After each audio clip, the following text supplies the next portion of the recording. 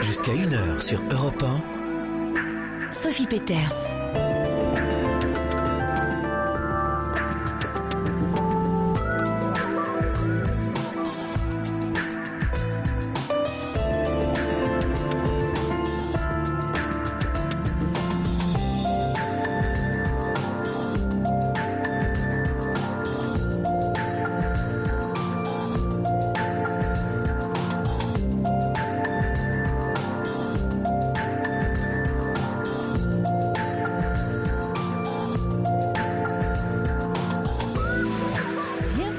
Ces 2 heures de conversation ensemble et en direct sur les ondes d'Europe 1, ce moment de partage pendant lequel nous tissons des liens. Notre monde crée de l'isolement et la conversation est ce qui nous permet de nous relier au monde. C'est aussi la vie et la passion de Guillaume Villemot. Depuis plusieurs années, ce communicant se plonge avec énergie et fougue dans de nouvelles formes de conversation au point d'avoir créé un festival, la Nuit des Conversations, qui aura lieu jeudi 6 avril à Paris et que je recommande à ceux qui seront dans les environs de la capitale. Car, nous dit Guillaume Villemot, si la parole est fonction, la conversation est la partie structurée de la parole. Son origine latine signifie d'ailleurs vivre avec, écrit-il dans son livre Oser les conversations aux éditions Erol. Les conversations nous apprennent à découvrir l'autre, à faire tomber les barrières qui nous isolent et derrière lesquelles nous nous cachons bien trop souvent.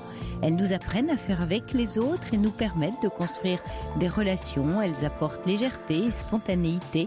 Et pour peu que nous y mettions de la gourmandise, c'est-à-dire le goût d'y participer, l'envie de se laisser porter, de se laisser guider, de s'enrichir du point de vue des autres, alors les peurs s'évanouissent et la découverte est au rendez-vous. C'est donc au festival de conversation que nous vous proposons ici aussi sur l'antenne d'Europe 1 de participer. Venez nombreux pour y participer. Il vous suffit de composer le 3921. Paul et Quentin sont à votre écoute ce soir et c'est Fabrice Fougerose qui réalise cette émission. N'oubliez pas que vous pouvez également entrer dans la conversation avec vos SMS au 7 39 21 en commençant votre texto par le mot nuit. 39 21, je vous attends pour converser en toute confiance. Europe 1. Sophie Peters. Bonsoir Pascal. Bonsoir Sophie. Bienvenue. Merci de m'accueillir dans votre émission et puis je voulais vous dire que c'était un honneur pour moi de pouvoir échanger avec vous parce que vous êtes aussi jolie qu'intelligente et vous avez une finesse d'analyse qui m'étonne chaque fois que je vous écoute. Vous allez me faire rougir, mais je suis très touchée. Non, merci c'est Pascal. très sincère, c'est très sincère. Comment puis-je vous aider, Pascal, ce soir? Oui, alors moi, je vous appelle parce que j'ai un petit souci. Voilà, je vais brièvement vous expliquer, vous raconter un petit peu ma... Oui. Ah. Excusez-moi, j'ai juste un appel à ce moment-là, mais c'est pas grave. C'est pas grave. C'est ça, d'accord. Oui, je voulais juste vous expliquer un petit peu mon chemin de vie. Donc, j'ai été mariée pendant 17 ans. Nous avons eu 2 filles. Et puis, au bout de quelques années, un petit peu avant les 17 ans, je me suis rendu compte que mon mari et moi n'allions plus dans la même direction. Ouais. Donc, nous avons décidé de nous séparer et puis quelque temps après, j'ai rencontré quelqu'un avec qui j'ai vécu une très très très belle histoire d'amour. Quelqu'un qui n'était pas libre pour des raisons familiales compliquées, des raisons de maladie. Mais néanmoins, nous avons vécu une très très belle et longue histoire d'amour. Et il se trouve qu'il y a quelques années, il est tombé malade, il a eu un cancer. Je l'ai épaulé, je l'ai soutenu et moi 2 ans après j'en ai eu un aussi. Moi, j'ai eu un cancer du sein. J'ai eu beaucoup de chance parce que le diagnostic a été ce qu'il était au départ, mais le pronostic était très bon. Donc voilà, j'ai pris les choses en main très vite. J'ai subi une chirurgie, une chimiothérapie, une radiothérapie et maintenant je suis sous hormonothérapie. C'est un cancer du sein. Et depuis, donc, nos relations se sont bien évidemment distendues, même si nous avons gardé un lien très affectueux. La maladie a fait que j'ai eu un déclic et je me suis dit, ce n'est plus possible, je ne peux plus continuer à vivre cette histoire avec un homme qui n'est pas libre. Donc j'ai pris la décision de chercher à rencontrer quelqu'un. Sauf qu'il ne se passe rien. Et j'ai l'impression qu'il y a un blocage chez moi. Alors, j'ai un peu l'impression que c'est lié à ma maladie, quand même. Que l'autre jour, Bon, la maladie a fait qu'il y a eu certains changements physiques. Je ne suis plus la même qu'avant. J'ai pris du poids. Tout est relatif. Tout est relatif. J'ai pris quelques kilos que j'ai reperdus. Mais j'ai l'impression d'avoir perdu les codes de séduction. Et du coup, je suis seule. Je me sens affreusement seule. Oui. Et voilà, je ne sais plus quoi faire. Alors, il y a quelques mois, un peu plus d'une année, mon gendre m'a présenté quelqu'un avec qui ça a collé tout de suite, sauf que cette personne avait 15 ans de plus que moi, a voulu aller très, très et trop vite, était très exigeant. Il aurait voulu, au bout de 3 semaines, que je quitte ma vie pour aller vivre avec lui. Et voilà, j'ai eu peur. J'ai eu peur. Ça fait peur. Et je ne l'ai pas fait. J'ai coupé court. Oui, à juste titre. Et depuis, il ne se passe rien. Alors, mais Pascal, juste ce qui m'intrigue, c'est parce que c'est toujours, bien sûr, je m'appuie dans la façon dont vous racontez votre histoire. C'est pas très clair. Non, pas du tout. Vous êtes tout à fait clair. C'est un lien que vous faites et qui sûrement du coup me met sur la piste et qui existe à l'intérieur de vous. Vous dites, voilà, il y a eu la maladie, j'ai eu un déclic, et vous enchaînez en disant, j'ai pris la décision de rencontrer quelqu'un. Alors que vous étiez en train de terminer une relation qui avait été, et qui était sans doute encore, avec de l'attachement, vous dites une très belle histoire d'amour. Et c'est ce switch qui m'intrigue. C'est-à-dire, c'est un peu comme, dit autrement, ça pourrait vouloir dire, je prends conscience que je fais fausse route dans cette relation, même si, voilà, elle a été très belle et on s'est épaulé et on a vécu des épreuves très fortes. C'est plus ce qui me convient. J'ai besoin d'autre chose. Mais alors, tout de suite, je mets en place une recherche. C'est-à-dire, tout de suite, il faut que je rencontre quelqu'un. Et c'est ce switch qui sans doute est là, c'est-à-dire que c'est dans le mécanisme du switch où réside sans doute le problème, et non dans le fait de ce que vous me dites, le perte de séduction qui peut exister, parce que ça c'est la perte de confiance et qui peut tout à fait être en lien avec l'épreuve que vous avez traversée, mais plus, j'allais dire de façon plus précise, j'allais dire mentalement, c'est-à-dire votre mental, vous prenez cette décision de dire c'est pas l'homme qu'il me faut, et donc je décide tout de suite de rencontrer quelqu'un. Il n'y a pas d'espace, il n'y a pas de transition. En fait, comme vous l'avez dit, sans transition, il me semble. Alors peut-être il y a une transition. Oui, il y a une transition tout de même. D'accord. Parce que j'avais quand même, ça faisait des années quand même que mes propres enfants me le disaient. Maman, fais quelque chose. Maman, tu ne peux pas, tu vois bien que ça ne mène à rien. Fais quelque chose dans le sens arrête cette relation. Voilà, c'était ça. Et je n'y parvenais pas parce qu'on était j'étais profondément attachée à lui. Et ça aurait même peut-être été dommage parce qu'elle vous apportait beaucoup de choses par ailleurs, cette relation, bien entendu. C'est pour ça que vous restiez avec et dedans. Et c'est d'ailleurs pour ça aussi que quand la maladie est arrivée, bien évidemment, je l'ai soutenu, je l'ai aidé. Depuis combien de temps vous êtes séparés réellement de lui ? Alors moi, ça fait 3 ans et demi. Ça fait 6 ans qu'il a été malade. Donc du coup, la maladie a fait une maladie en plus. Bon, c'était un cancer masculin qui a fait que de la prostate, vous voulez dire. Voilà, plus aucune relation intime n'était possible. Donc ça a contribué à, si vous voulez, à éteindre le lien. Forcément l'intimité. Et moi, par là-dessus, 2 ans après, je subis de nouveau une maladie, mais sur un plan. Une maladie. Alors moi, c'est un cancer du sein. Donc voilà, ça.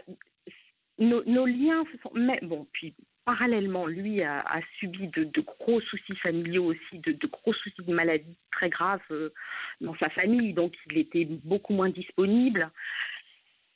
Et du coup, alors moi, je me suis lancée corps et âme vraiment dans la maladie. J'ai tout fait en 6 mois. Et après, j'ai repris mon travail vaillamment. Mon travail ne me convenait plus, donc je me suis mise dans une recherche d'emploi qui a porté ses fruits, puisque j'ai changé de job en fin d'année dernière. Et voilà, tout irait bien, sauf que je crève de solitude. Ouais. Et malgré le fait que j'ai des amis, j'ai une famille, enfin tout va bien dans ma vie. Mais vous manquez d'un compagnon de route. Vous avez envie d'un compagnon de route. Voilà. Et j'aimerais rencontrer quelqu'un. Et je me suis inscrite sur un site, mais je ne suis absolument pas active. Ah, bah alors, d'où le paradoxe.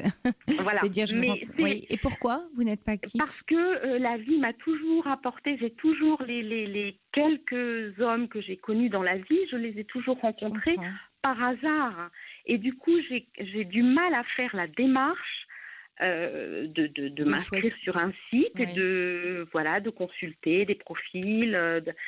C'est compliqué pour moi, c'est pas naturel. Oui, je comprends que vous puissiez le... Et j'aimerais que cette rencontre ait lieu Est-ce que vous avez le sentiment que la vie que vous avez aujourd'hui pourrait permettre ces fameuses rencontres de hasard, c'est-à-dire le cercle d'amis ou votre métier, par rapport au passé? C'est-à-dire, si vous regardez de quelle façon vous avez fait ces rencontres par le passé, est-ce que la vie d'aujourd'hui peut favoriser ou pas ce hasard-là, sachant qu'il n'y en a pas de hasard? Oui, enfin, oui. Pas forcément, que les amis que j'ai sont souvent... Bon, le divorce a cassé... C'est vrai que j'avais du mal à le croire, mais quand on divorce, quand on se retrouve seul, les amis ne vous invitent plus. Vous êtes une femme seule, vous êtes un danger. Si vous êtes un tant soit peu jolie, élégante... Oui, ce sont des choses qui arrivent, vous avez raison, voilà, tout dépend du cercle d'amis. En ce qui me concerne, ça a été très, très net. Je n'ai plus été invitée nulle part. Donc, je me suis fait d'autres amis, mais dans mes amis, j'ai beaucoup de femmes seules divorcées comme moi. Et pour le coup, c'est compliqué. C'est compliqué. Dans mon univers professionnel, non. Jusque-là, je n'ai absolument pas eu de possibilités, enfin de coups de cœur, de rencontres. Après, dans la vie de tous les jours, oui, on peut rencontrer quelqu'un chez son boulanger. Mais voilà, j'ai essayé de m'inscrire. Est-ce que ça veut dire, par exemple, Pascal, que quand vous parlez justement d'aller chez le boulanger, est-ce que dans la vie courante, vous êtes très à l'affût de regards, de rencontres? Non. Donc vous captez pas ça. Non, parce que je suis assez discrète et du coup, Donc peut-être que vous ne levez... Oui, non, je ne vous parle pas de culot. Je vous parle d'être réceptive. Voilà. Je vous parle pas de culot, parce que le culot voudrait dire que c'est vous qui abordez. Je vous parle d'être réceptive. C'est à vous dire d'avoir ce regard qui permet d'être croisé, cette ouverture. Parce que souvent, ce qui se passe, c'est qu'il y a le vouloir rencontrer l'autre, mais dans la rencontre, c'est pas tant une histoire de vouloir, ni de pouvoir d'ailleurs. Vous me dites je veux et je ne peux pas, c'est comme ça que vous me le racontez. Et ça se situe pas à cet endroit-là. Ça se situe sur un autre plan. Imaginez... que ce sujet, on va dire ce thème, c'est cette chose d'importance dans votre vie, vous l'abordez de la même façon qu'on aborderait un travail, par exemple. Il me faut, je veux et je peux, voilà. C'est vrai, par exemple, dans le travail, mais dans l'amour, c'est pas cet endroit-là que ça se passe. C'est sur un plan plus connecté, plus profond dans l'être, presque, j'ai envie de dire, plus spirituel, c'est-à-dire d'ouverture à quelque chose qu'on ne connaît pas d'ailleurs, à de l'inconnu, à un espace qu'on crée à l'intérieur de soi qui va permettre cette rencontre, parce que ça va permettre cette connexion, parce que l'espace existera. Et que quand on est soit dans la peur de ne pas plaire, ce qui peut être un peu votre cas, vous me dites, voilà, c'est cette histoire de séduction. Après, le désespoir d'être seul au quotidien. On ajoute après, vous dites... ben oui, je peux marcher dans mon quotidien, mais je vais plutôt, je prends entre guillemets, enfin regarder par terre, enfin pas avoir ce regard qui se promène. Je m'inscris sur un site de rencontre, mais je ne suis pas active. Voilà, on met bout à bout tous ces éléments-là et on voit plus de fermeture que d'ouverture. Oui, c'est vrai. Alors la question, c'est est-ce que d'abord vous êtes prête ? Il y a Laurence qui dit voilà, est-ce que c'est pas votre ex-compagnon qui vous manquerait tout simplement, demande Laurence par SMS. Non, là-dessus D'accord. Non, la page est tournée. C'est clair dans ma tête. D'accord. Oui. Et si alors on parle d'ouverture et de place, où ça se situe? Qu'est-ce que vous pourriez me dire là-dessus, sur cet aspect émotionnel? De quelle façon vous allez vous laisser approcher, toucher par l'autre? De quelle façon vous êtes prête à la rencontre, à la différence, à un autre univers? Ou qu'est-ce qui vous manquerait pour ça, peut-être? Ah, mais c'est ça, peut-être qu'il me manquerait. Oui. Alors, est-ce que ce serait du côté du respect, de l'amour que vous vous portez, de l'estime? Parce que vous me dites, ma vie est bien, il y a mes enfants, il y a mes amis. Alors, vous aimez cet extérieur de votre vie, mais qu'en est-il de l'intérieur de votre être? Est-ce qu'à l'intérieur, il y a de la paix, il y a de l'amour, il y a quelque chose de... Mais oui, j'ai l'impression qu'il y a tout ça. D'accord. Mais oui, j'ai l'impression qu'il y a tout ça. J'aime la vie. Oui. J'aime la vie. Mais voilà, je me sens profondément seule. Oui. Donc, oui, en effet, vous n'avez pas ce plaisir d'être avec vous-même, au moins de temps en temps, si, Pascal? Si, d'accord. Si. Je fais plein de choses seule. D'accord. Donc aussi plein de loisirs, parce que là, il y a Robinson qui parle de multiplier des loisirs collectifs, des sorties organisées, visites, randonnées le week-end. Voilà. Est-ce que ça, comme vous dites, vous êtes très active ou... Non, pas trop. Alors, j'avais après la fin de mes traitements, je m'étais inscrite dans un club de badminton parce que j'adore le badminton. Et il se trouve que ça s'est pas bien passé. Alors, pas de ma part, parce que j'y suis vraiment allée vraiment la fleur au fusil. Et qu'est-ce qui s'est mal passé? Et en fait, c'est l'accueil. Si vous voulez, il y avait... c'était un club qui accueillait des gens de tous niveaux, de tous âges. Et il s'est trouvé qu'il y avait beaucoup de jeunes femmes et que, a priori, ma présence dérangeait, quoi. Alors, il y avait des gens qui étaient très... Moi, je démarrais. Il y avait des femmes qui étaient vraiment d'un niveau excellent. Et puis, il y avait vraiment, dans les gens qui étaient de mon niveau, c'était des jeunes femmes de 20, 22 ans. Et là, j'ai vraiment senti qu'il y a eu un blocage. De leur part à elle? Oui, de leur part à elle, parce que moi, ça, c'est de la projection, Pascal. Peu importe, mais j'ai alors, vraiment qu'est-ce que eu ça l'impression raconte? D'accord. qu'il y a eu un blocage. Mais, bien sûr, mais c'est juste puisque c'est votre ressenti. Mais ce serait intéressant, parce que là, on touche encore un point de fermeture. Vous avez ressenti un blocage et vous êtes senti rejeté. C'est ça que je comprends. Oui, tout à fait. D'accord. Tout à fait. Alors là, il y a une piste intéressante.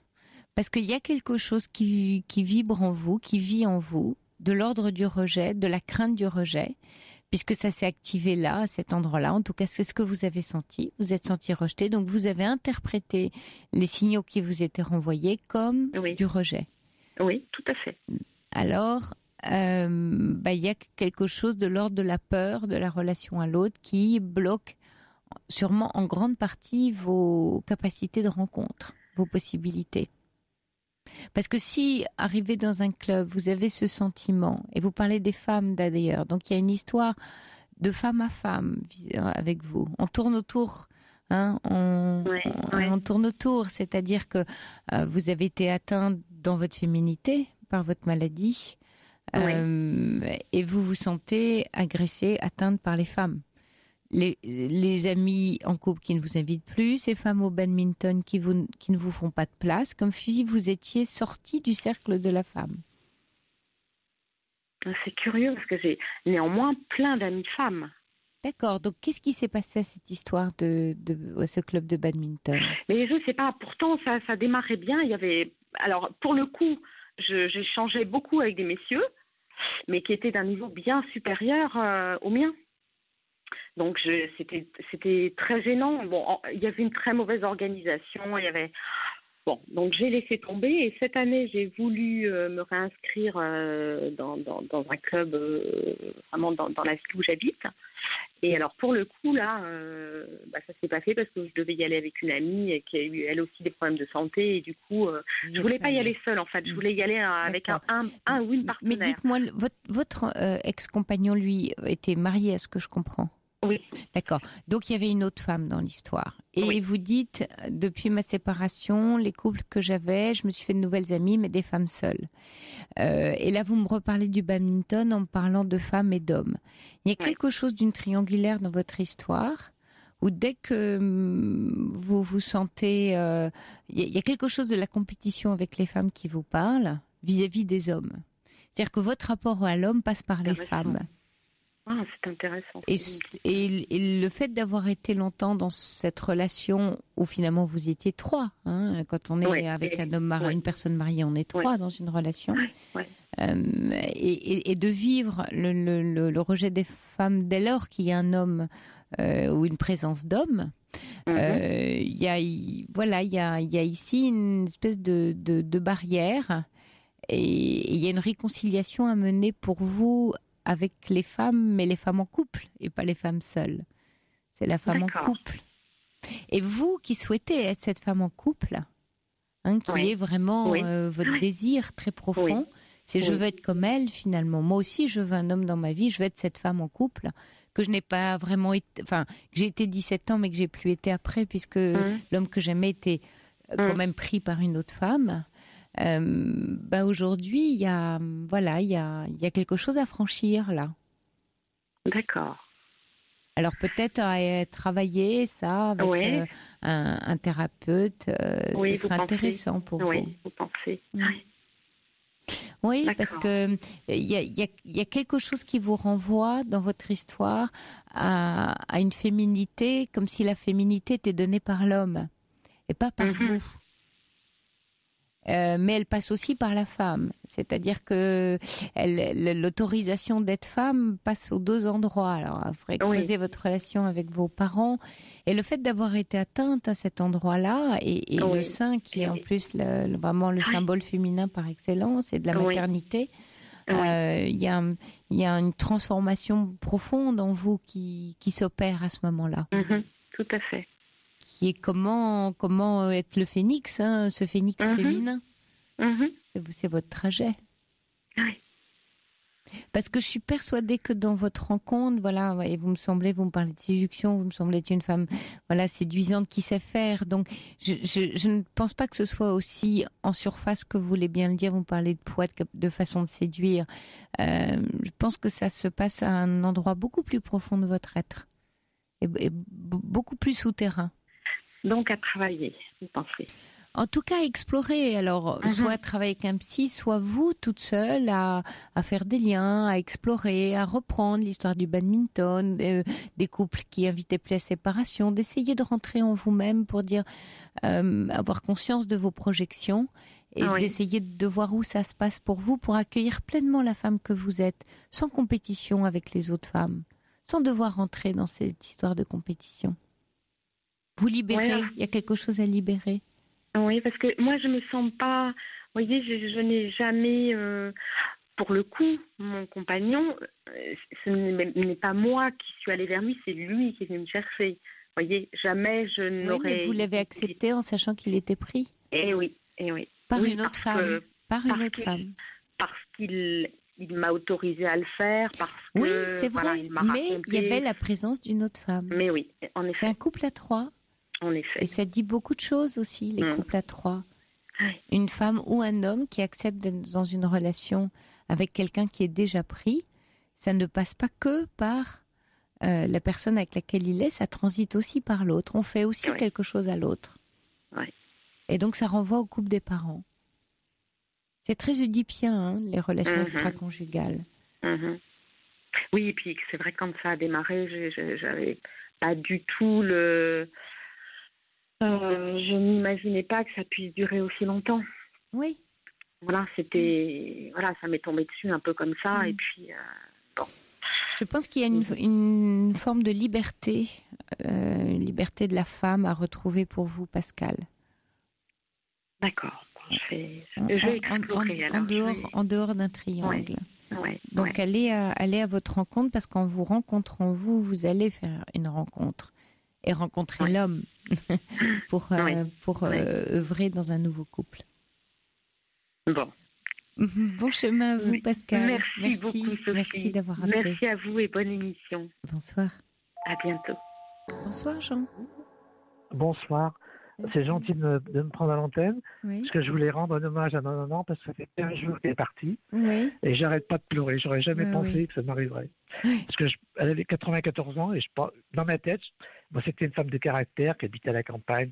Elle était dure, hein. C'est vrai que chaque fois que j'y allais, on s'engueulait. Et je me dis, bon, de toute façon, j'y allais pas très souvent, alors j'ai plein de regrets, j'ai plein de remords. De culpabilité aussi. Et plein de culpabilité. Et je le vis très mal, je pensais pas, hein. Parce que pour mon père, ça m'a pas fait ça. Et là, je le vis très mal. Et je peux vous donner des exemples. Toutes les nuits, pratiquement, je rêve à l'enterrement. Je la revois en dehors. Et j'aurais jamais pensé dégringoler comme ça. Je suis dans une déprime pas possible. Jean, qu'est-ce que vous avez pas pu lui dire à cette maman? C'est vrai qu'on s'embrassait pas chez nous. Je n'ai jamais dit que je t'aime. Ça, je lui ai jamais dit. Par contre... moi, dans ma tête, elle était tellement un caractère. Vous savez, les femmes de la campagne, elles sont dures. Enfin, je sais pas si c'est un peu bête de dire ça, mais elles ont un caractère. Elle disait toujours, dans la vie, ça n'a pas été facile, mais on a fait avec. Et quand j'arrive pas à réagir, je suis dans une déprime pas possible. Jean, c'est important que vous posiez maintenant un acte symbolique envers votre maman qui est partie. Ce serait bien que vous lui écriviez une lettre à votre maman, une longue lettre, dans laquelle... Oui, dites-moi. Excusez-moi de vous avoir coupé. Je lui ai rendu un petit hommage, j'ai eu la force quand même à l'église. Et puis là, je me suis permis d'écrire un petit hommage, si je peux le lire. Il n'est pas très long. Que vous voudriez lire à l'antenne? Si c'est possible. Hein. Un hommage à votre maman, oui. Donc vous voyez que vous êtes dans ce besoin de poser un acte fort, hein, puisque vous appelez une antenne de radio, vous appelez Europe 1, vous voulez lire à l'antenne, et c'est d'accord votre petit hommage, mais je voudrais juste vous faire comprendre ce que vous êtes en train de faire, que vous en ayez bien conscience, puisque tant qu'à le faire, ça puisse être aidant pour vous, parce que vous avez besoin de lui parler. Je vous dirai après comment poser un autre acte envers elle, qui soit aussi aidant pour vous, parce que vous avez besoin de faire un chemin encore avec elle, bien qu'elle soit plus là. Alors allez-y, je vous écoute. Excusez-moi, je voulais juste remercier quand même les gens de la Libre Antenne sur Facebook, parce que je l'avais dit sur Facebook, et il y a Margaret, Catherine, plein de gens qui m'ont envoyé des messages, et ça m'a beaucoup aidé. Qui vous ont encouragé pour appeler ce soir. Ah oui, d'accord. Qui m'ont dit, on est avec vous, ça m'a beaucoup aidé. Ils ont bien fait. Je peux lire mon petit hommage ? Bien sûr, allez-y Jean. Si ça va pas, vous me dites, j'arrêterai. Non, ça va pas, faut pas juste que ce soit trop long, mais j'imagine que c'est... Ah non, c'est pas très long. D'accord. Allez, on est avec vous. Maman, tu as passé ta vie à travailler, à t'occuper de la famille. Tu n'es jamais partie en vacances. Alors on est là. Pour ton grand voyage, sans bagage. Pour partir, tu as choisi la fin de l'hiver, la veille de tes 94e printemps.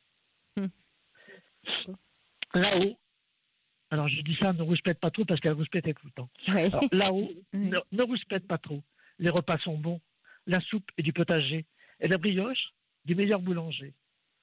Toi qui aimais les fleurs, les marguerites, le lilas blanc et les roses, t'attendent au paradis des mamans. Donc voilà, c'était juste... Oh, c'est très, très, très charmant, très touchant, mais magnifique, Jean. Merci de nous l'avoir lu, parce que je pense qu'elle l'a entendu et qu'elle l'a reçu. Et puis, c'est important pour vous, parce que c'est en multipliant ce type de démarche pour vous-même que vous allez apaiser ce lien qui reste, bien entendu, un lien d'amour, et on le sent là dans votre hommage. Alors, le conseil que je voulais vous donner, Jean... Je vous écoute, c'est très important, je vous écoute. Oui, c'est de lui écrire une lettre, alors maintenant très personnelle, très intime, mais qui parle de vous, c'est-à-dire du lien que vous aviez avec elle et de ce que vous auriez aimé lui dire à elle très précisément qu'elle n'était sans doute peut-être pas avec le caractère, avec qui elle était en capacité d'entendre de son vivant, mais qu'elle peut entendre maintenant. Et quand vous dites, voilà, j'ai jamais pu lui dire je t'aime, de le lui dire dans cette lettre et de lui dire aussi ce que sa dureté vous a provoqué, de la culpabilité que vous avez aujourd'hui parce que vous aviez peu la voir, parce que c'était difficile pour vous, de tout ce qui s'agite. Voilà, confiez-lui tout ça avec tout l'amour que vous avez à l'intérieur de vous. Et cette lettre, vous allez la porter symboliquement sur sa tombe, si vous n'êtes pas trop loin. Vous êtes loin ou pas? Non, ça va, j'ai la chance de...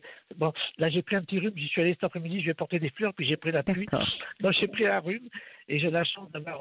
la tombe est à 20 km, et comme j'ai pas de voiture, mais j'ai un scooter, donc j'ai la chance d'y aller. Avant, elle était plus loin, et là, j'ai la chance d'avoir la tombe pas très loin. Mais j'ai pas l'impression qu'elle est là. Pourtant, j'étais à l'enterrement, mais bon, ça, il faut du temps. Elle est là, elle est là et pas là, c'est la demeure de son corps, hein.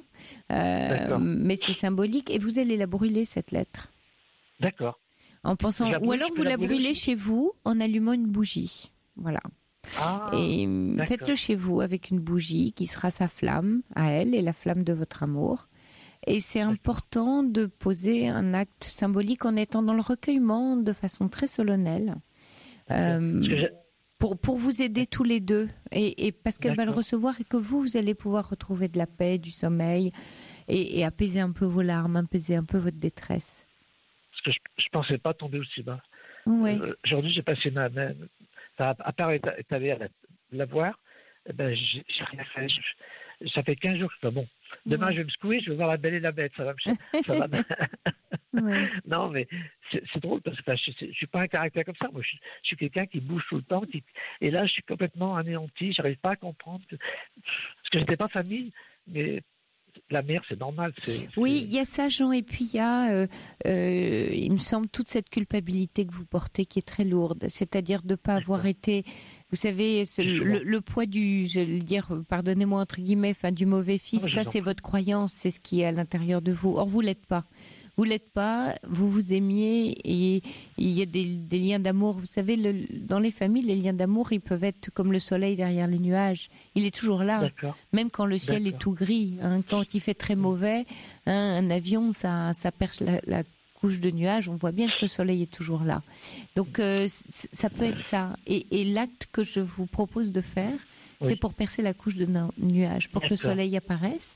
Alors, il y a une auditrice qui a aussi une très jolie proposition. Elle dit que ce monsieur sauve des marguerites ou autres fleurs que sa maman aimait. C'est ce que je fais. Oui. Voilà, que vous ayez un petit bouquet. Grand jardin, donc... Voilà, un petit bouquet chez vous, des fleurs que votre maman aimait, qui est une présence d'elle chez vous. Vous pouvez multiplier. J'ai pas pensé à ça. Mais oui. Merci à elle, parce que j'ai pas du tout pensé à ça. Parce que je les coupe, au fur et à mesure je les coupe, j'y porte aussi. La tombe est archi pleine de fleurs. Oui, mais mettez-en chez vous. Mettez-en chez vous. Mettez la présence de votre maman chez vous. Accueillez-la chez vous. Hein, elle était toute bourrue là envers vous à la fin. Vous allez lui mettre plein de douceur. Mettez tout l'amour que vous avez pour elle à l'intérieur chez vous avec les choses qu'elle aimait et ça va être plein de petits hommages comme ça d'abord qui vont l'aider elle à partir et vous allez voir que vous allez ressentir de la paix. Il y a Chantal qui laisse son numéro de téléphone aussi pour vous en disant j'ai réussi à me faire pleurer, j'ai perdu ma mère il y a 4 ans. Elle aimerait parler avec vous. Ah, c'est gentil. Parce qu'en fait, vous voyez, par exemple, je vais vous donner un exemple. Il y a quelque temps, je l'avais appelée et je lui disais, je vais venir. Elle me disait, mais viens pas, il fait mauvais, il pleut, ça pleut, tu vas prendre froid. Alors j'y allais pas. Et puis, des fois, j'y allais quand ça pleuvait. Je me faisais engueuler parce que je venais, parce qu'il pleuvait, parce qu'il faisait froid. En fait, c'est mignon parce qu'en fait, elle est en train de dire qu'elle voulait pas que vous attrapiez froid, elle voulait prendre soin de vous. Si ça se trouve, elle n'avait pas... Oui. Excusez-moi, je vous ai coupé, je suis désolé. Ça me faisait penser à la chanson de Jamel qui dit les mots des pauvres gens ne prend pas froid. Oui, exactement. Il y a une chanson de Jamel. Oui, c'est très beau. Oui, finalement, Jean... Excusez-moi, je vous écoute, excusez-moi. Oui, allez-y. Non, c'est vrai que j'ai bien fait. Un truc que, par contre, j'aimerais comprendre, c'est que je serais pratiquement toutes les nuits à l'enterrement. C'est normal, je suppose. Ça. Je pense que c'est normal, ça.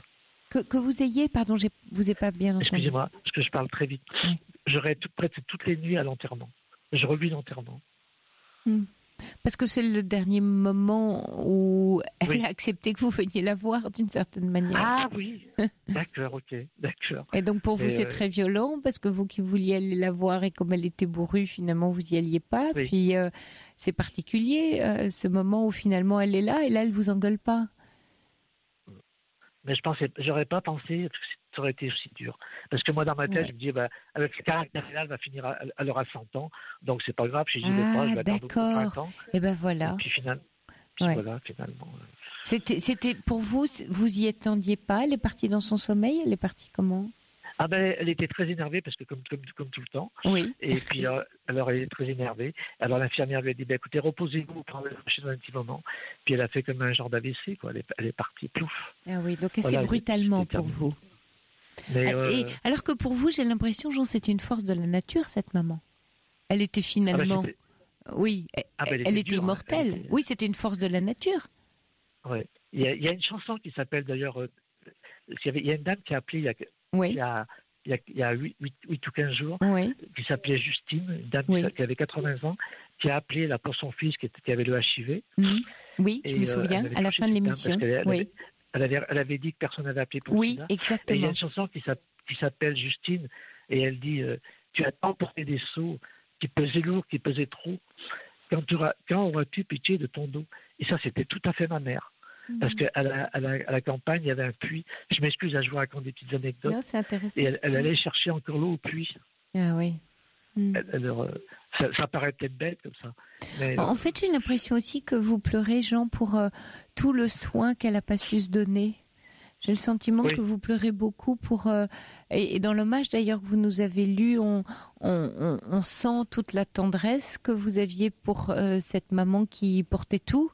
Et que vous auriez voulu pouvoir lui prodiguer votre douceur. Elle vous empêchait de lui donner la douceur que vous auriez aimé pouvoir lui donner. Mais c'est vrai. C'est vrai, très juste. Vous pouvez lui donner maintenant. C'est maintenant que vous allez lui donner. Maintenant, elle est en capacité de la recevoir. Avant, non. Avant, avec son corps physique, elle savait pas faire avec cette douceur-là. Hein. Elle se battait avec ce corps, avec les éléments de la vie. Maintenant, elle va la recevoir, cette douceur. Ouais. Elle avait 2 choses qu'elle aimait dans la vie, c'est marrant, à la campagne. C'était la brioche le samedi et mes pommes de terre au printemps. Et là, c'est drôle parce que j'ai planté des pommes de terre, mais j'ai plus envie de planter parce que je me dis, elle n'est plus là. Bah oui, bien sûr. C'est important, Jean, par la suite, les êtres qu'on a aimés, de continuer des gestes, des choses qu'on fait, et de le faire avec beaucoup d'amour parce qu'on reste relié, mais pas forcément en pleurant, vraiment parce que c'est gai. Je trouve ça très très beau quand vous me dites, bah oui, j'ai planté des pommes de terre parce que j'ai pensé à elle. Et ça peut être avec de la joie et pas de la tristesse parce que c'est très vivant ce lien-là qui vous relie. C'est comme mettre des marguerites chez vous, c'est comme manger de la brioche le samedi. Bien sûr, vous allez manger de la brioche le samedi. Mais oui. En s'en souvenir, c'est comme ça que... Mais bon, quand j'aurai des pommes de terre, j'appelle les livres en terre pour les porter chez les gens. Exactement, avec plaisir. Hein. Non, c'est vrai que vu comme ça m'a fait du bien. J'avais besoin de vous appeler, Oui, il y a un auditeur qui dit pour le décès de mes parents, j'ai fait brûler en permanence une bougie dans ma maison pendant de longs mois. Elle symbolisait leur présence, courage. Il y a Louisa qui dit oui, ce sera libérateur d'écrire cette lettre sans aucune censure et pardonnez-vous. Oui, et là je suis vraiment je suis très en accord avec Louisa. Pardonnez-vous, Jean. C'est vraiment important le pardon que vous allez vous donner par rapport à elle. D'accord. Ben, je vais écrire la lettre et ce que je ferai, j'amènerai une bougie et je la brûlerai au cimetière, je pense. Comme vous, c'est là où ça a le plus de sens pour vous. Vous allez le sentir. Vous pouvez le faire à côté d'un bouquet de marguerites avec une bougie, une jolie assiette lui ayant appartenu. Vous voyez, tout ce qui va être en lien avec elle et qui va avoir du sens pour vous, tous les sens que vous pouvez créer vont énormément vous aider j'allais dire presque alléger votre peine, mais c'est plus qu'à donner votre peine un joli trajet. Elle a besoin de faire un trajet, cette tristesse. Bien sûr qu'elle est là, c'est tout récent et elle est là, mais pour pas qu'elle vous fasse plonger, pour pas vous noyer dedans. D'accord. Pour que cette tristesse vous porte au lieu de vous assombrir. Oui. D'accord. C'est vrai que tout le monde me dit, bon, elle a bien vécu, elle avait 94 ans, mais c'est vrai que je sais pas, j'arrive pas. D'accord. Parce que ça parle de vous et de votre relation avec elle. C'est pas tant sa vie, c'est pas. D'accord. Vous pleurez pas parce que j'allais dire, comme vous dites, elle a fait sa vie et elle avait 94 ans. Ce que vous pleurez, c'est l'incommunicabilité qu'il y a eu dans ce lien, tout en sachant qu'il y avait beaucoup d'amour. Vous pleurez parce que, d'abord vous pleurez la perte évidemment dans le deuil, mais pas seulement. Quand vous dites voilà, ça déborde et je me sens un peu submergée, c'est qu'il y a énormément de douceur et de ce besoin de douceur avec elle qui vous submerge. Et souvent quand on perd comme ça un parent et que quelque chose qu'on aurait voulu vivre avec n'a pas été vécu, alors en partant, il ou elle emporte ça et on dit non, reviens, attends, moi je voulais vivre ça avec toi. Mais vous allez le vivre avec elle d'une autre façon. Et là, c'est vraiment possible parce qu'elle est vraiment capable maintenant de l'accueillir. D'accord. Alors je vous lis un SMS d'un auditeur. Oui. Ça m'a fait du bien. Excusez-moi, je vous ai encore coupé. Je crois que vous aviez dit quelque chose. Voilà. Mais par contre, je voulais juste dire quand même, pour une raison personnelle, que je voulais vraiment faire coucou à Justine. Oui. Parce que elle était très touchante, cette dame, ce soir-là. Oui. Et je voulais lui dire que je pense beaucoup à elle. Ah, c'est gentil. Alors, il y a un SMS aussi d'un auditeur qui dit pour Jean, allez, ça va aller maintenant, si tu pleures, tu vas te faire encore gronder par ta mère. Et laisse-la tranquille, gamin. Je voulais vous le lire, celui-là. Et puis un autre aussi, j'ai perdu ma maman de 93 ans. J'écoute souvent des musiques sacrées qui me rapprochent d'elle, de ma mère. Elle parle d'une chanson d'Arnaud de Santa Maria. Et puis ma mère d'Yves Duteil, chanson qui arrache des larmes mais qui me font du bien. Et tout ce qui finalement vous met en lien. Oui. D'accord. Vous avez raison parce que on avait choisi l'Ave Maria de Schubert, celui de Schubert, oui. Et par contre, moi, ça aurait été moi, mais j'avais peur que ça passe mal. Je voulais mettre La Maman morte de Maria Callas du film Philadelphia. C'est magnifique. Oui, c'est très beau. Et je l'écoute de temps en temps, mais c'était un petit peu. J'avais peur que, vous savez, à la campagne, des fois, après, c'est fait comme ça. C'est comme ça. Oui, mais vous pouvez l'écouter chez vous, en vous recueillant. Oui. Tout à fait. Oui. Il y a Lynn qui dit Jean me fait pleurer car ma maman va avoir 88 ans et j'ai très peur du moment où elle va partir. Je vais la voir tous les dimanches et aujourd'hui elle n'était pas en forme, dit Lynn. Et puis Fatia qui dit votre maman est sereine et vous protège. Oh, comme je vous comprends, ma mère est toujours là où je suis. Elle est partie en 2002 pourtant. Ouais. C'est parfait. Écoutez, je ne sais comment vous remercier, c'est très très gentil à vous. Mais je vous en prie, c'est moi qui vous remercie, Jean, parce que c'est important que vous nous appeliez ce soir. Merci aussi d'avoir eu le courage de lire cet hommage à votre maman. Je pense qu'elle a entendu. Oui. Et après, ça n'a rien à voir. Je vous avais appelé quelque temps pour parler de Dalida, on avait beaucoup. Ah oui, c'est vrai. Je reconnais votre voix maintenant. Oui, merci. C'est très, très gentil. Voilà. Merci encore, Jean. Oui, ça me fait plaisir. Merci à vous. Merci, je vous embrasse fort. À bientôt. Au revoir, Jean. Merci. Au revoir. Merci. Au revoir. Jusqu'à 1h sur Europe 1. Sophie Peters.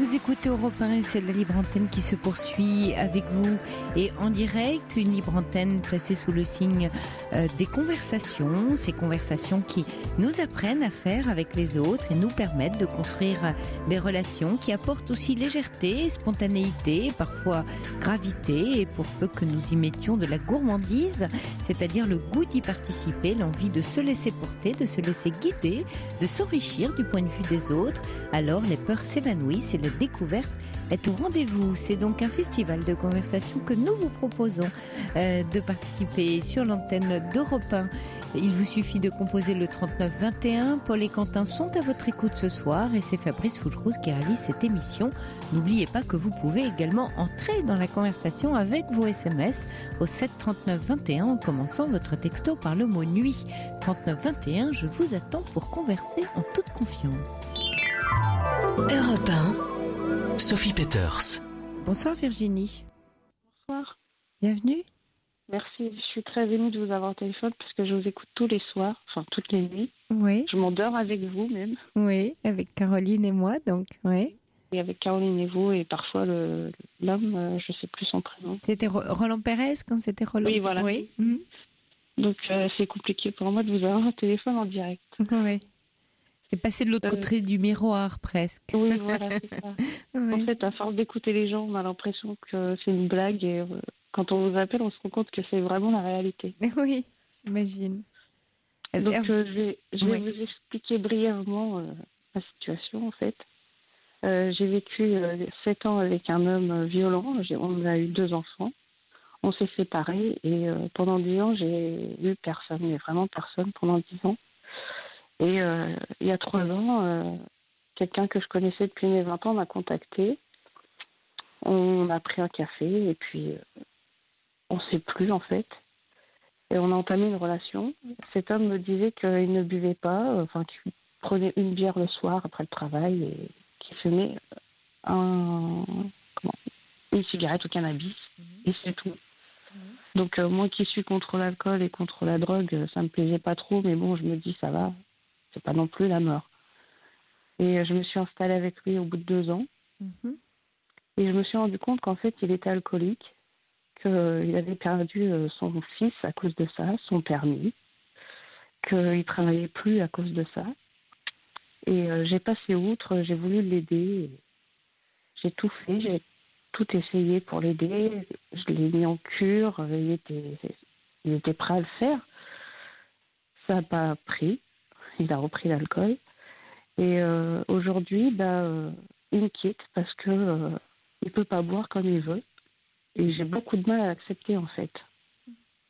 J'ai l'impression d'avoir loupé quelque chose ou je sais pas, je suis faite pour les gens pas bien, je sais pas. Non, vous avez rien loupé Virginie, parce qu'être avec un compagnon sous l'emprise de l'alcool, vous ne pouvez rien faire si ce n'est malheureusement de couler avec lui, c'est-à-dire tant que... C'est ça, je suis complètement en train de couler avec lui, quoi. Oui, et en fait, tant c'est très particulier l'alcoolisme et que tant que la personne n'a pas décidé d'elle-même de se prendre en charge et d'arrêter, vous ne pouvez pas la sauver. Oui, mais le problème, c'est que tous les week-ends, en fait, on va dire, il se saoulait. Bon, en fait, c'était tous les soirs, mais on va dire, par rapport au week-end, c'était rien. Et tous les lundis matins, il partait au travail, que je lui ai trouvé d'ailleurs. Tous les lundis matins, c'était un message en me disant « T'as raison, j'abuse, je vais me reprendre, je vais passer à 2 bières. » Oui, mais ça, c'est des promesses. Au bout de 2 jours, ça recommençait. Oui, mais c'est des promesses d'alcoolique. C'est-à-dire que c'est juste des promesses d'alcoolique qu'il ne peut pas tenir et qu'il ne veut pas tenir. Et moi, j'ai presque envie de vous dire qu'il vous rend bien service en vous quittant, Virginie. Je sais, j'en suis consciente, mais pour l'instant, j'en souffre et je n'arrive pas à me sortir de ça. Vous en souffrez ? Oui, mais vous en souffrez parce que vous aviez un projet qui est toujours là, très vivant, qui était de l'en sortir.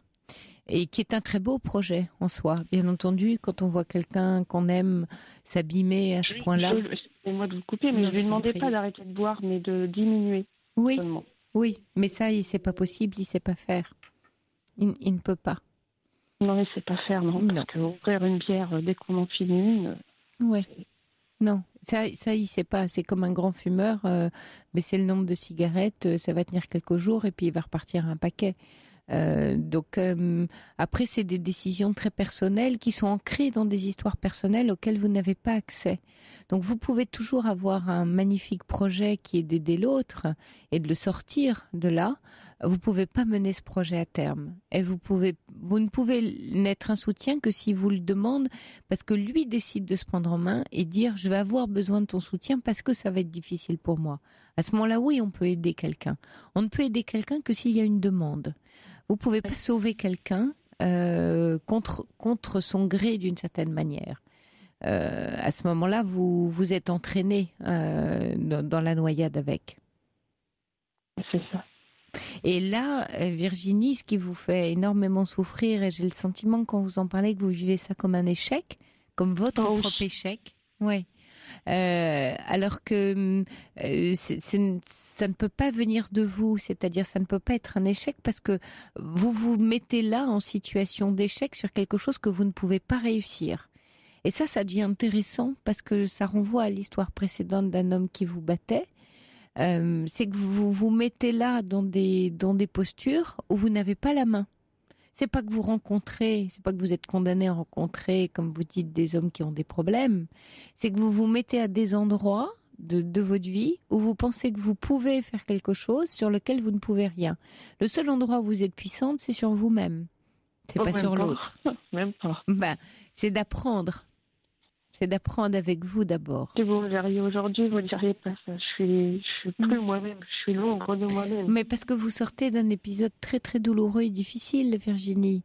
Il vous faut du temps pour remonter la pente.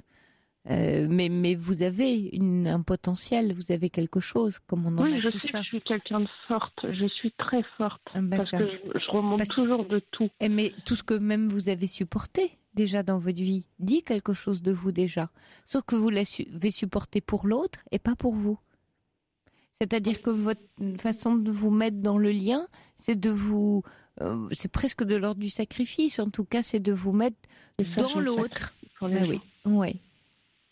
Or, il y a votre être qui, lui, n'est pas du tout d'accord et trouve que vous n'avez pas à vous sacrifier et qu'il est temps, après ces deux histoires-là très douloureuses, de prendre soin de Virginie. C'est Virginie qui a besoin qu'on prenne soin d'elle, là, vraiment. Ah oui, Virginie, elle est toute seule. Mais oui. Donc, qu'est-ce que vous allez faire pour vous, Virginie, vous qui savez tant, qui vous voulez tant pour les autres. Vous voulez tant pour les autres parce que ça vous cache, c'est l'arbre qui cache la forêt, ça vous cache à vous-même. L'important, là, c'est vous. Moi, je veux être heureuse, c'est tout ce que je veux. Oui, mais l'être heureux, le bonheur, Virginie, c'est une conséquence. Ça peut pas être un objectif dans la vie d'être heureux. On peut pas dire dans la vie je veux être heureux parce que ça dépend et ça ne dépend pas de nous. Non, mais quand je dis heureux, c'est je veux être tranquille, sereine avec moi. Voilà. Oui, c'est ça que je comprends. Et donc, je veux pas être riche, je veux pas être pauvre, je veux pas être malade, je veux pas être non malade, je veux être normale, c'est tout. Oui, non, mais surtout d'être dans une tranquillité avec soi, d'être dans une paix, de faire la paix avec moi. C'est ça que vous souhaitez, Virginie. C'est de vous accueillir. Ne plus souffrir pour les autres, quoi, surtout. Oui, mais parce que je pense pas le mériter, en fait. Non, c'est vrai. Mais souffrir pour les autres, c'est ne pas regarder finalement qu'est-ce qui souffre en vous. Il y a quelque chose qui est en souffrance en vous. Vous êtes attiré par la souffrance de l'autre parce que quelque chose en vous est en souffrance. Oui, j'ai vécu que de la souffrance toute ma vie. J'ai eu un père alcoolique, une mère alcoolique qui s'est prostituée, qui a été battue. D'accord, donc vous retrouvez le connu. C'est tout ce que vous connaissez, tout ce que la petite fille connaît. Elle le re-rencontre dans sa vie adulte parce que c'est votre connu. L'inconnu, c'est la bienveillance, c'est la douceur, c'est la gentillesse, c'est tout ce dont vous avez besoin aujourd'hui. Mais c'est l'inconnu. Mais au départ, il était comme ça, justement. Oui. Il m'a fait miroiter des choses qui étaient fausses. Sinon, je ne serais pas tombée dedans. Je lui ai dit, Je l'ai toujours dit. Je lui ai dit, si j'avais su que tu buvais et que tu fumais autant, je ne serais pas venue vers toi. Oui, mais après, Virginie, vous l'avez su assez vite et vous êtes quand même restée. Donc c'est bien que vous aviez quelque chose à vivre là pour le terminer.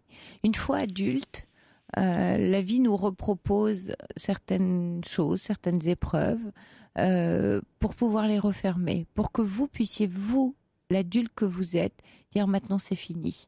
Maintenant ça, j'en veux plus. Maintenant je veux autre chose pour moi, dans ma vie. Je vais décider autre chose.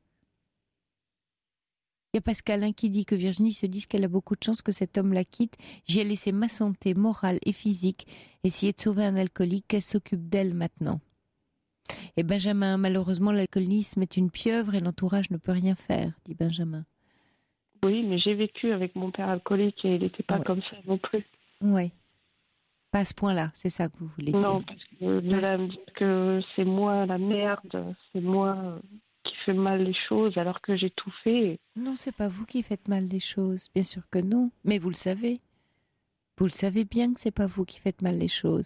Vous comprenez qu'il est dans sa maladie, dans sa folie à lui, dans sa souffrance à lui. C'est difficile, on peut pas atteindre l'autre, Virginie, dans sa souffrance et la lui régler. Si lui... Non, mais je lui ai proposé d'aller voir un psy sans moi. Bien sûr, mais il voulait pas. Oui. À partir du moment où il ne veut pas, où il n'a pas le vouloir, vous savez, dans la phrase quand on veut, on peut, c'est pas le pouvoir qui compte, c'est le vouloir. Quelquefois, on croit que c'est le pouvoir. On dit, ah, mais je peux le faire. Alors, ça va marcher. Mais qu'est-ce qu'il en est du vouloir? Et donc, oui, il peut. Bien sûr, il peut, il va dire je peux le faire, mais il ne veut pas le faire. Le vouloir, c'est compliqué, c'est complexe. Ça s'accroche à certains endroits de l'inconscient. C'est le désir, c'est le moteur de l'être. Mais ça n'arrêtera jamais, alors il s'arrêtera jamais. On ne sait pas. Peut-être que en vous quittant, souvent dans l'alcoolisme, tant qu'il y a quelqu'un qui est là et qui veut justement à sa place, la personne alcoolique ne se prend pas en charge. Quand l'alcoolique se retrouve en face de lui-même, il peut y avoir du coup beaucoup plus un sursaut de responsabilité et un vouloir. Tout son entourage, c'est leur. Donc Mais on n'en sait rien, voilà. Non, mais je vous dis ça, je dis bien sûr qu'il peut s'en sortir, s'il le veut vraiment. Mais il ne faut pas qu'à ce moment-là, les autres le veuillent pour lui. Parce que le problème de l'alcoolisme, c'est qu'il trouve plein de gens autour de lui qui veut qu'il s'en sorte à sa place à lui. Et donc, le vouloir est, on va dire, externalisé, est à l'extérieur de lui. Oui, non, mais là, le problème, il n'est pas là. C'est que même sa mère sait qu'il est alcoolique, mais elle n'ose pas lui dire. Oui, alors là, c'est parce que c'est dans le tabou. Oui, c'est dans le tabou. Et c'est pour ça que c'est moi qui prends tout, justement, parce que je suis la seule à lui dire. Bien sûr, parce qu'ils ont peur. Ils sont dans la honte, donc ils n'osent rien dire. Et c'est pas l'aider, ça. Non. Mais le lui dire ne l'aide pas non plus. Ça lui fait peut-être prendre conscience quand même des choses un peu plus. Mais il le sait. Il le sait, il en a honte lui-même. Il n'est pas heureux de ça. Lui, il est dans sa souffrance. C'est très, très douloureux d'être alcoolique. Oui, je l'ai vu pleurer, je l'ai vu. Bien sûr, il y a un très très beau, un très très beau roman, mais qui est l'histoire d'une femme qui livre justement son combat contre l'alcoolisme et qui le raconte dans un roman qui s'appelle L'Impersonne. C'est vraiment un magnifique livre de Martine Roffinella. Et justement, et qui raconte comment, quand on boit, on se sent plein d'amour et qu'on a l'impression, voilà, qu'on se sent très vivant et qu'en fait, on est complètement dans la destruction de soi. Je le posterai demain sur Facebook, ce livre, où on comprend bien ce qui se passe et ça vous aidera à défusionner, à comprendre dans quoi est l'autre, dans lequel vous ne pouvez pas l'atteindre. Il y a Frédéric, là, de Dordogne, qui envoie un message en disant, en extrapolant un peu, vous me faites penser à la phrase très connue de Lacan qui disait « L'amour, c'est vouloir donner quelque chose que l'on n'a pas à quelqu'un qui n'en veut pas ». Oui, c'est juste. C'est juste parce que là, on retrouve une forme d'amour totalement impossible, qui est votre projet, tout à fait personnel, de sauver l'autre et de lui donner effectivement ce que vous n'avez pas à quelqu'un qui n'en veut pas. On est bien dans la définition de Lacan, là, dans vos histoires, Virginie. J'ai pas l'impression de lui donner quelque chose. J'ai l'impression de lui donner tout mon amour, justement, de vouloir le meilleur pour lui. C'est vrai, Virginie, mais c'est tout l'amour blessé de la petite fille que vous lui donnez. Et qui a vu ses parents dans cette même détresse. Et qui vous rejouez l'impuissance de la petite fille que vous avez terriblement vécue et que vous essayez de surmonter encore et encore. Et la vie vient vous dire quoi aujourd'hui ? Elle vous dit stop, ça suffit. Il faut tourner cette page-là. Oui. Parce que là-dessus, vous n'avez pas de puissance et c'est pas de votre fait, c'est qu'il est impossible simplement d'en avoir. Et que votre chemin de vie, il n'est pas à cet endroit-là. Et qu'il y a la souffrance de Virginie, elle, dont elle ne s'occupe pas pendant ce temps-là. Pendant que vous vous occupez de la souffrance des autres, de ces hommes, vous vous occupez pas de Virginie, qui, elle, a une sacrée vie quand même, et qui en a souffert des choses dans son enfance. Vous me conseillez de voir un psy, c'est ça ? Un psy ou en tout cas de faire quelque chose pour vous. Vous avez déjà vu quelqu'un parler et raconter un peu votre histoire, Virginie ? Mon médecin généraliste est au courant de ma vie. Oui. Mais c'est tout, quoi. Mais ça vous aide ? Il est à votre écoute ? Il m'écoute, mais il est plus à me donner des cachets, mais parce que j'essaye pas non plus de lui demander d'aller plus loin, quoi. Et vous le sentez, vous, Virginie, d'aller voir un psy et d'en parler ? Je me pose la question aujourd'hui, justement, parce que je vais tellement mal aujourd'hui. Mais moi, je pense que ça vous aiderait parce que, ne serait-ce que pour déposer vos bagages, ne serait-ce que pour lâcher tous ces bagages que vous portez, et notamment tous les bagages des autres. Ah, il y a ceux de vos parents, puis il y a ceux de cet homme, et puis il y a votre relation précédente avec cet homme violent. Oui, je pense sincèrement, Virginie, que ça vous aiderait pour vous remettre dans votre trajet de vie, à vous. Et dans tout ce que vous savez donner, parce qu'il y en a tellement des choses que vous savez donner pour avoir tenu, dans ces univers-là. Donc apprenez-vous, Virginie, vous avez entièrement. Je le dis tout le temps, je me suis donnée entièrement. Oui, j'ai pas fait semblant. Oui, mais vous avez donné en enlevant tout ce qu'il y avait à l'intérieur de vous, sans rien jamais vous donner à vous. Or, pour donner à l'autre, il faut qu'on puisse puiser quelque chose en soi. Il faut d'abord pouvoir se donner pour donner à l'autre. Sinon, qu'est-ce qu'on donne ? On donne, on donne une volonté, on donne quelque chose qu'on veut pour l'autre. Mais vous ? Donc vraiment, Virginie, moi je vous encourage, je parle de courage parce qu'il va vous en falloir, évidemment, pour aller rencontrer Virginie, aider Virginie. Il y en a une qui a besoin de vous, là. Mais vraiment. Et je pense que c'est la meilleure chose que vous puissiez faire, c'est d'aller l'aider, elle. Alors oui, ça passe par la relation d'aide, ça passe par aller voir un psy qui va vous aider à vous accueillir, à vous aimer, à vous rencontrer, à mieux vous connaître, à apprendre à vous décoder, à penser vos blessures, à refermer des plaies, et pour que vous puissiez être dans ce chemin de bonheur, de lumière que vous désirez, pour sortir du tunnel, là. Oui. Parce que là, vous êtes dans un tunnel. Ah oui. Ouais. Je suis perdue. Ouais. Donc vous allez... Je compte sur vous, Virginie, pour prendre soin de vous.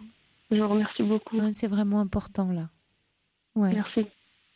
Et là, la vie vous a fait un cadeau, qui vous est quitté, c'est très bien. C'est stop, maintenant. Et vous n'êtes pas dans l'échec. Et vous pensez que s'il me rappelle, je dois arrêter ? Oui, bien sûr, vous devez arrêter, Virginie. Maintenant, la vie, elle passe par vous. Le point de rencontre, il est à l'intérieur de vous maintenant. C'est là où vous allez trouver de la force et de la ressource. À cet endroit-là, précisément. Vous vous sentez prête à ça ? Je sens un grand blanc. Ce soir-là, non. Non, ouais. Il me rappelle là, je l'accueille à bras ouverts. Oui, parce qu'il y a encore ce projet. Mais je sais que c'est pas bien pour moi, je le sais. Vous avez des enfants ? Oui, j'ai 2 enfants. Oui, il y a Maryse qui demande qu'en pensent les enfants de cette situation. Et ils ont quel âge, ces enfants ? Mon fils a 18 ans et ma fille a 11 ans. Ouais. Alors, les deux sont conscients qu'il a un problème d'alcool. Mais à côté de ça, c'est une personne qui est très gentille. Ah, mais forcément, bien sûr, ça n'a rien à voir. Mais oui, je comprends le drame. Et ils se sont fortement attachés à lui, même s'ils ne lui montrent pas. Ouais. Et je pense qu'ils veulent l'aider autant que moi, mais que personne n'y arrive. Mais bien sûr, et n'apprenez pas ça à vos enfants parce que vous allez aussi les mettre non. Dans l'échec dans lequel vous vous trouvez, dans ce sentiment d'échec. Moi, je lui ai toujours dit, je veux pas que mes enfants subissent ce que moi j'ai subi. Oui, alors raison de plus. Et raison de plus pour offrir à vos enfants une maman qui va bien. Vous avez raison. Oui, pensez à eux. Pensez à vos enfants qui ont besoin, eux, d'une maman qui va bien et qui ne s'épuise pas à sauver quelqu'un d'autre qu'elle-même. Oui. Et ça va être très aidant pour vos enfants. Et vous allez aussi leur montrer qu'est-ce que c'est que de prendre soin de soi dans la vie. On ne sait pas apprendre ça aux enfants. Et en le faisant, vous allez l'apprendre à vos enfants aussi. Parce que ce qu'on fait, adulte... Oui, en fait, je reproduis exactement ce que j'ai vécu et... Oui, mais souvent... Vous savez, Virginie, dans la vie, on a d'abord besoin d'apprendre qui on n'est pas.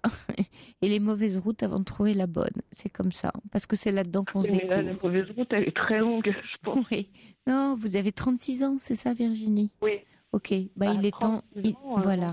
Non, j'ai pas été très heureuse. Oui, mais on a encore le temps. Hein. Il est temps de prendre un virage, là. Justement. Il y a autre chose qui vous attend. Et vous le savez, et c'est pour ça que vous appelez ce soir. Et vous avez bien fait. Merci. Donc autre chose vous attend. Je vous embrasse, Virginie, vraiment fort. Merci beaucoup et merci à Constant. Oui, prenez soin de vous. Je vous embrasse. Merci beaucoup. Bonne soirée. Au revoir. Bonsoir Sandra. Oui, bonsoir Sophie. Bienvenue. Merci, je suis très contente de vous avoir au téléphone. Oui, moi aussi. Merci. Écoutez, moi je vous appelle parce que je voulais échanger avec vous sur la rupture que je suis en train de vivre avec mon compagnon, avec qui je suis depuis 13 ans. Nous avons 2 enfants de 2 et 4 ans. Et en fait, c'est comme si nous avions fait une descente aux enfers ensemble sur les 4 dernières années de notre vie, en fait, depuis qu'on a des enfants. En fait, mon compagnon, ça parle un peu du témoignage d'avant, a eu un père alcoolique. Donc, il a vécu son alcoolisme de la petite enfance jusqu'à, vraiment tout au long de sa vie, pour finalement que sa mère le quitte lorsqu'il avait 17 ans, je crois. Et en fait, on s'est rencontrés ensuite. Donc, dans les premières années, jusqu'à ce qu'on ait des enfants, c'était vraiment une relation passionnelle avec une recherche de confiance en lui. J'avais besoin d'avoir confiance en lui. Puis il a petit à petit acheté ma confiance. Donc, j'ai mis du temps à vivre avec lui. Mais on a vécu ensemble. Puis après, j'ai eu du mal aussi à accepter d'avoir des enfants parce que j'avais pas trop confiance en les hommes. Et puis bon, finalement, j'ai réussi. On a eu 2 enfants. Et en parallèle de tout ça, je suis quelqu'un de très dynamique.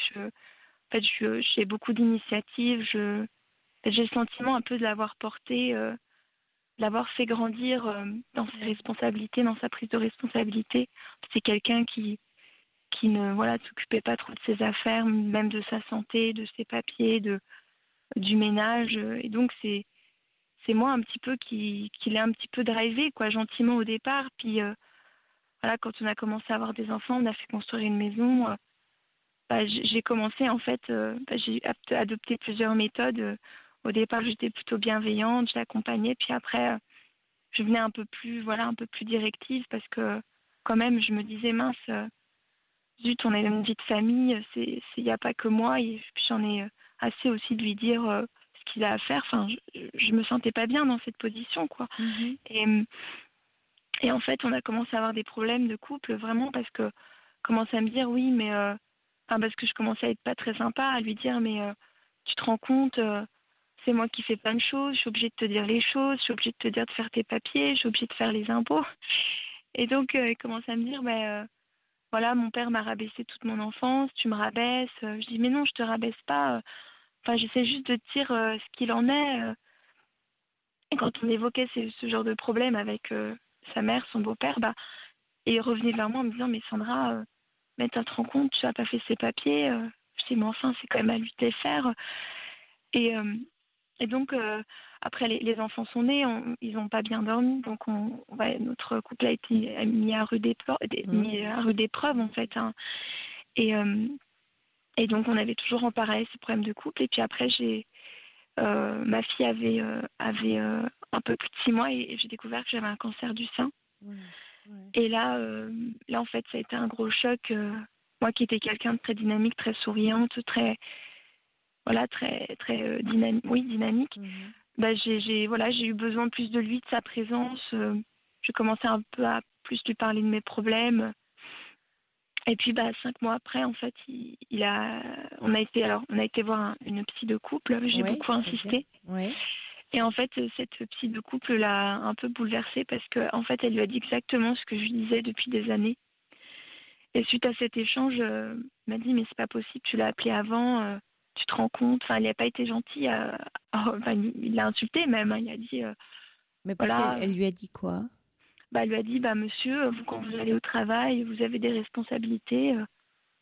Au départ, elle lui a posé des questions sur son schéma parental. Qu'est-ce que faisait sa mère, qu'est-ce que faisait son père, qu'est-ce que lui faisait à la maison. Et finalement, en fait, elle a mis en évidence que ce qu'il faisait avec moi, c'était ce qu'il faisait chez lui, sauf que chez lui, c'était pas.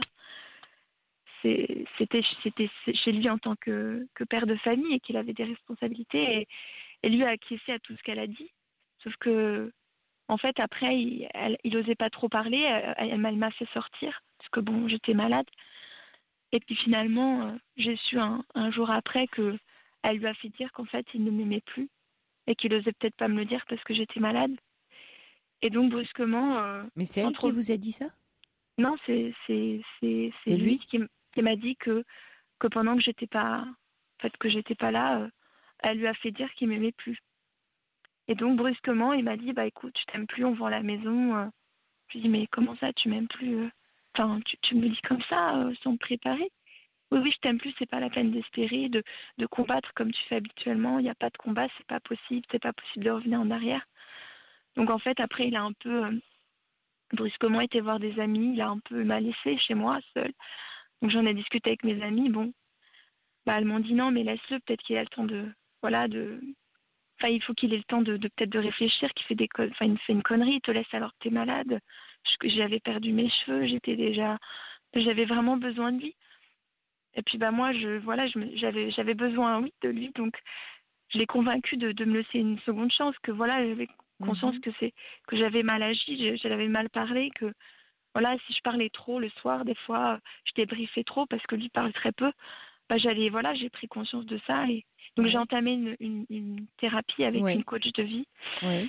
Donc depuis 1 an et demi. Oui. Et j'ai pris en compte ce qu'il m'a dit. Il me disait que je faisais pas assez d'avance, qu'on n'avait pas assez de relations. Donc j'ai un peu boosté ça. J'ai fait tout ce que j'ai pu, je pense. Alors ce que j'ai oublié d'expliquer, c'est que dans la phase où il était, dans les 3 semaines où il n'était pas trop, il partait un peu de la maison sans trop prévenir, où il avait décidé de partir, j'ai appelé sa mère pour lui dire, pour lui demander peut-être qu'elle lui parle ou qu'elle essaye de comprendre pourquoi il avait fait ça, parce que je comprenais pas. Et elle, en fait, m'a dit, non, tu sais, il est pas bien, je le connais, il est pas bien. Quand il rentre à la maison, il a besoin de se reposer, il se lève tôt, il fait un travail difficile. Et donc, toi, tu es trop exigeante avec lui. En fait, j'ai trouvé qu'elle avait manqué de compassion parce que j'étais vraiment en détresse et on était très très proches. Je m'attendais qu'elle soit compatissante avec ma situation et pas du tout. Et donc je lui ai dit, écoute, si c'est comme ça, moi je veux plus te parler, je suis vraiment déçue. Je m'attendais à ce que tu essaies peut-être de voir que j'étais dans une situation difficile. Et puis, donc on s'est remis ensemble. Et donc j'ai fait plein d'efforts. Et puis sur la fin de l'année, en fait, je voyais que de son côté, il n'y avait rien. Et là, j'ai commencé à m'emporter, à dire que sa mère, que peut-être elle aurait aussi dû le booster ou lui faire... Ah oui, vous voyez, je m'en suis pris à sa mère, en fait. Je m'en suis pris à sa mère. Juste quand vous dites, c'est pour bien comprendre, Sandra, quand vous dites on s'est remis ensemble et j'ai fait plein d'efforts. À quoi ressemblaient les efforts? C'était quoi faire des efforts pour vous? Il me disait que je n'offrais pas assez de cadeaux, donc je lui ai offert des cadeaux de temps en temps, des vêtements, des bijoux.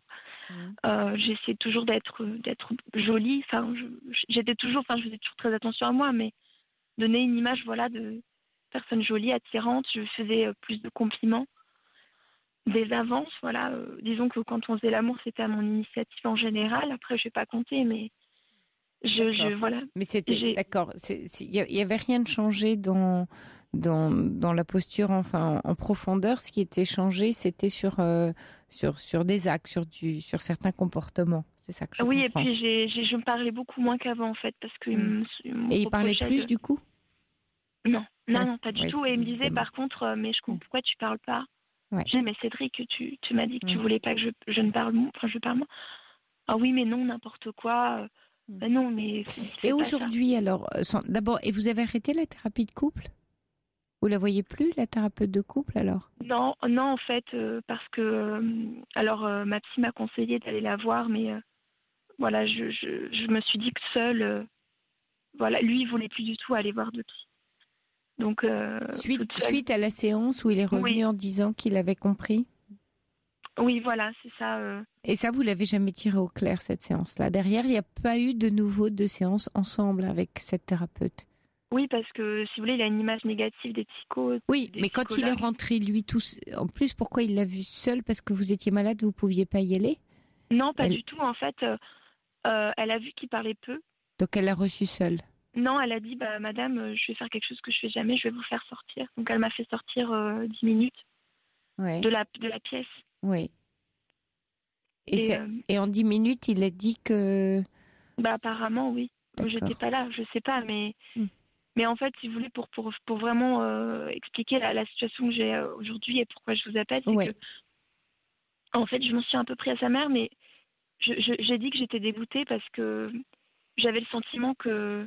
En fait, elle acquiesce toujours à ce qu'il fait. Alors, je dis pas que ce qu'il fait, c'est mal, mais j'ai le sentiment qu'il est un peu perdu ou que du moins, il se prend pas en main, en fait. Bon, après, ça, c'est peut-être moi qui le veux pour lui et lui le veut pas. Hein. Ça, je l'entends aussi. Hein.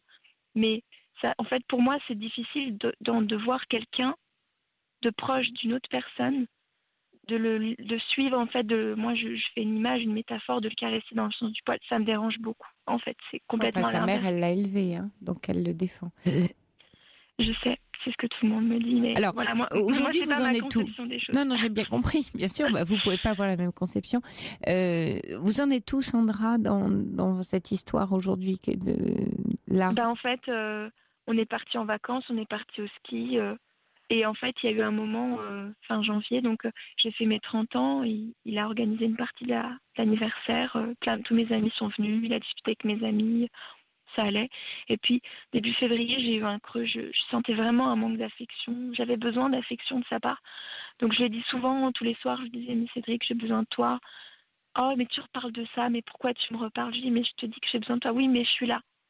Oui, t'es là, mais je sens pas que tu m'aimes. Tu me fais pas de câlins. Oui, mais je te fais des compliments de temps en temps. Oui, mais j'ai besoin que tu sois proche de moi, que tu me fasses des compliments, que tu sois plus proche. Mais vraiment, c'est pas de différence. Et un soir, je lui ai envoyé un texto en me disant, je suis vraiment en souffrance, je voudrais vraiment que tu sois là. Si ça continue comme ça au long cours, je pourrais pas supporter. Peut-être je pourrais te quitter. Et en fait, ça lui a fait un choc. En une semaine, il a fait volte-face et pareil, il m'a refait la même chose. Je te quitte, on va à la maison. Et je lui ai dit, mais je comprends pas. Pendant 1 an, je t'ai dit, tu me refais plus ça parce que je suis fragile. J'ai peur. Enfin, je sais toujours pas pourquoi j'ai eu un cancer. Je fais très attention à ce que je mange, à pas trop être triste parce que j'ai peur d'être malade à nouveau. J'ai des enfants en bas âge. Et lui me fait ça à nouveau. Et puis, il s'est transformé complètement. Il a commencé à pas du tout pareil, d'empathie, pas d'explication, rien. Non, je pars, je t'aime plus. Je dis, mais je comprends pas, pourquoi tu fais ça? Et aujourd'hui, et vous, de votre état de santé, vous allez actuellement, comment? Je continue à avoir un traitement chronique qui évite que ma possible maladie, parce que les cellules cancéreuses, une seule ne se voit pas dans l'organisme. Donc, comme j'ai eu une métastase, tout est parti en fait, mais je continue à recevoir un traitement toutes les 3 semaines. Et donc, en même temps, vous voyez, je suis très attentive au langage corporel et quand je lui explique les choses et que je lui dis qu'en 13 ans, j'ai fait des choses pour lui, il en a fait pour moi, mais j'ai le sentiment de l'avoir fait grandir dans le positif et moi aussi. Et je ne comprends pas d'arriver à avoir ce retour cette claque de sa part. Et il me dit, mais pourquoi Je dis, mais moi, je voulais t'aider et je peux encore t'aider. Et j'ai envie qu'on ait une famille. Et il me dit, mais moi, je veux pas être aidée. Pourquoi tout le monde veut m'aider ? Et dès que je lui dis, mais tu sais, quand tu seras seule dans ton appartement à écouter les mouches, est-ce que tu seras vraiment heureux ? Mais moi, quand tu seras là-bas, je serai peut-être plus là. Ouais. Et je veux pas louper ça. Je voudrais vraiment que tu sois sûre. Et là, vous habitez ensemble toujours ou pas ? Oui. Oui. Oui, et malheureusement, voilà, il va avoir des paroles qui vont être très blessantes. Il y a aucun, en fait, ce qui me dérange, c'est qu'il n'y a aucune. Il a quoi comme parole ? En ce moment, il a des paroles très blessantes envers vous, c'est ça que vous voulez dire ? En fait, par exemple, je lui dis, tu sais, j'ai vu ce que tu pouvais avoir comme appartement, ça me rend triste pour toi. Est-ce que tu es vraiment sûre ? Ah oui, mais tu crois que tu auras mieux ? Je dis, mais pourquoi tu me dis ça ? Enfin, je veux dire, j'ai regardé pour toi, c'est plutôt gentil. Pourquoi tu me dis... C'est vous qui avez regardé pour lui ? Oui. Ouais, Sandra, non. Alors, moi j'ai le sentiment... Non, mais j'ai regardé, je vous explique, pas pour lui donner des adresses ou quoi que ce soit. En fait, je cherche toujours un point d'accroche pour lui faire prendre conscience. Oui, c'est ça. En fait, Sandra, ce qu'il y a, c'est que, j'allais dire, qui vous êtes, avec qui il est, vos axes, c'est un peu comme des aimants. Vous savez, quand des aimants sont en polarité inverse, ils se repoussent, quoi. Voilà, au lieu de s'attirer. Alors vous êtes attirés beaucoup, vous étiez très fusionnels, et puis maintenant c'est carrément l'inverse. Ce qui se passe, et ce que je comprends dans ce que vous dites, c'est que vous d'un côté, très vite en fait, et on a tous les, j'allais dire, on a tous les éléments du drame que vous vivez qui sont là depuis un certain temps d'ailleurs. C'est-à-dire déjà vous dites, moi j'avais pas confiance dans les hommes, j'ai attendu longtemps avant de me mettre avec lui. Donc vous partez déjà dans l'histoire avec, on va dire, un peu comme au golf, vous savez, un handicap, mais vous partez avec un fort niveau d'handicap qui est de dire, il va falloir qu'il me prouve que je peux avoir confiance en lui. Donc déjà intérieurement, sur le plan de ce que vous vivez à l'intérieur de vous, il y a déjà une forme de pression. Voilà, on sent beaucoup de choses, surtout dans un couple, sans qu'il y ait de paroles, sans qu'il y ait des choses qui soient dites. Et après, très vite, vous devenez assez directive. Pourquoi ? Parce que vous avez peur. Cette non-confiance, qu'est-ce qu'il y a ? C'est qu'à l'intérieur de vous, la non-confiance, elle génère de la peur. Bien sûr, si on n'a pas confiance, on a un peu peur, donc on cherche à se rassurer, donc on cherche des aimants pour se rassurer. Puis il se trouve qu'en démarrant la vie avec lui, il ne devient pas rassurant du tout pour vous, parce qu'il vous laisse faire les papiers, tout faire, donc vous validez votre croyance et effectivement, je ne peux pas lui faire confiance, il faut que je prenne tout en main. Et vous le faites. Parce que, bon, après tout, il ne le fait pas, voilà, il faut le faire, vous allez le faire. Et puis, vous devenez de plus en plus directive. Qu'est-ce qui se passe en face ? Lui, il comprend, que vous ne lui faites pas confiance, il vous dit qu'il se sent rabaissé, et du coup, plus vous vous engagez, plus il se désengage. C'est-à-dire que plus vous prenez de responsabilités dans la famille et dans le couple, plus vous assumez tout, moins il en assume. Et moi, il en assume parce qu'il se met en posture de petit garçon. Vous êtes rencontrés très jeune, à 17 ans. Oui. Donc, il n'a pas eu le temps de devenir un homme, ce jeune homme. C'est-à-dire que très vite, vous êtes mis en couple. Vous avez eu vous êtes resté longtemps là dans cette période de couple avant d'avoir des enfants. Et puis, avec vous qui étiez là, avec votre anxiété. Alors, encore une fois, je ne dis pas attention à mes propos, je ne suis pas en train de vous dire que c'est de votre faute, j'essaie de vous expliquer l'interaction qui se passe, la relation. C'est pas vous, c'est que dans la relation que vous formez, vous mettez, on va dire, c'est un couple, il y a 2 personnes, puis il y a la relation. Alors moi, je m'intéresse là, ce dont je vous parle, c'est la relation, c'est pas de vous. Et donc, dans la relation, vous venez mettre, voilà, votre anxiété, forcément, votre non-confiance, vous êtes très jeunes tous les deux. Et puis lui, il se dit, il valide un peu ça, c'est effectivement, vous pouvez pouvez pas lui faire confiance, vous avez raison, il y a des faits. Et puis, sur ce, vous tombez malade.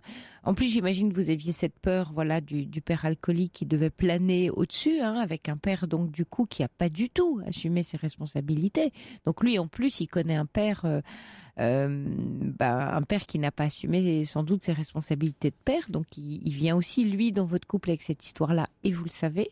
Sur ce, vous tombez très gravement malade, vous avez énormément besoin de sa présence et tout d'un coup, patatras, à ce moment-là, il vous dit « je ne t'aime plus ». Mais qu'est-ce qu'il fait ? Il se défile, il se désengage.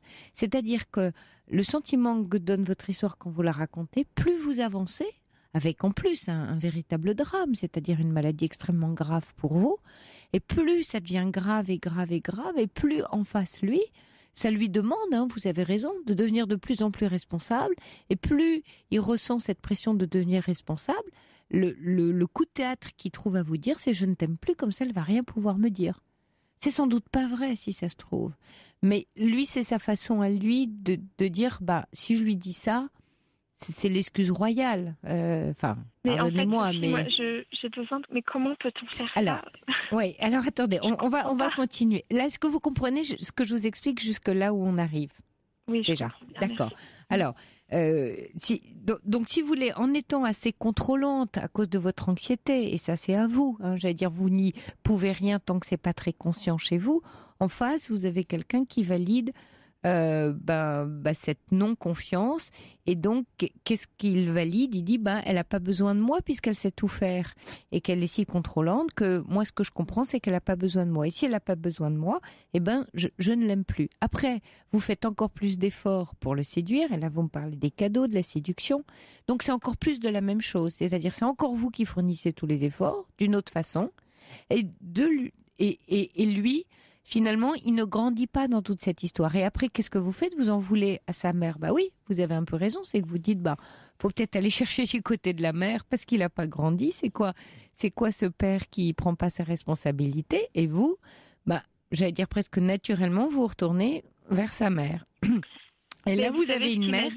Oui. Pardon, je ne sais pas si je peux vous interrompre. Oui, bien sûr, vous pouvez. En fait. Je lui ai dit, mais parce qu'en fait, il n'était pas du tout d'accord avec moi sur sa mère. Je voulais pas spécialement après. Non, pas vouloir ses réponses, mais c'était faute de combattant. Oui. Ouais.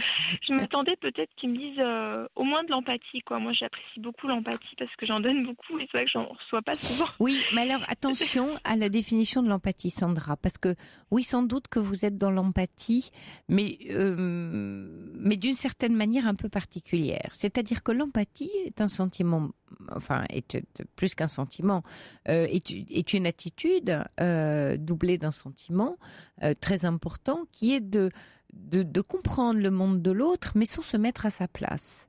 Et c'est là toute la difficulté. C'est en fait, je suis capable de ressentir ce que vit l'autre, vraiment, vraiment, mais je n'ai pas sa vie, ce n'est pas ma vie.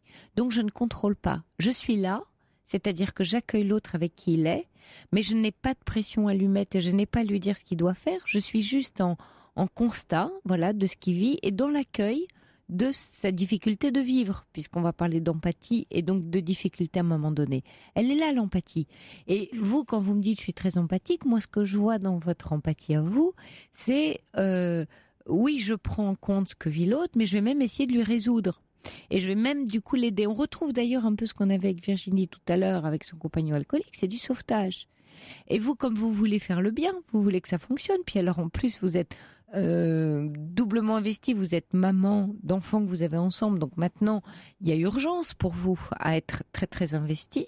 Vous fournissez trop d'efforts, un peu comme dit Lala, il est évident que vous faites plein d'efforts, mais ne l'infantilisez-vous pas un peu trop. Il y a ce risque forcément de l'infantiliser, c'est-à-dire de ne pas lui laisser la place. Maintenant, ce qu'on comprend dans ce que vous racontez, c'est que quand vous vous taisez, que vous lui laissez la place, il n'est pas bon joueur. Quand je dis il n'est pas bon joueur, c'est que il ne la prend pas. En fait, j'ai le sentiment qu'à chaque fois que vous dites je vais pas faire les impôts, je vais le laisser parler.